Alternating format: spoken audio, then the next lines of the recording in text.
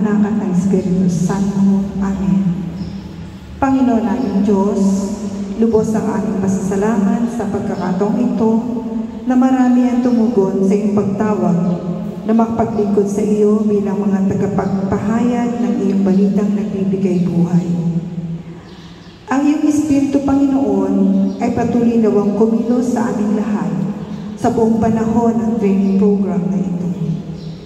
Buksan mo ang aming mga puso at isipan upang lubos namin may sa loob ang iyong salita at buong pusong may bahagi rin sa iba.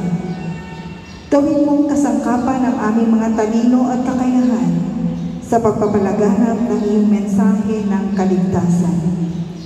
Lalo pa sana kaming dumami at kami iyong mapagbanal at pagkalooban ng tibay at malalim na pananampalataya upang kami lagi maging karapat-dapat sa pagpapalaganap ng iyong mensahe ng kaligtasan.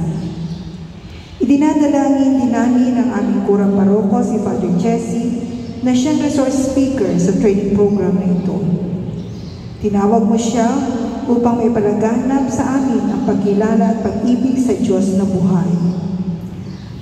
Manatili nawa siya sa pakikipag-ugnayan sa Ama, sa iyo, at sa banal na Espiritu, upang madama ng mga tao na ang bawat hakbang at yapak nila ay nagtataglay ng mabuting balita. Hinihiling namin ito sa pamamagitan ng aming Panginoong Jesucristo, kasama ng Espiritu Santo. Amen. Sa ngalan ng Ama, ng Anak, at ng Espiritu Santo. Amen.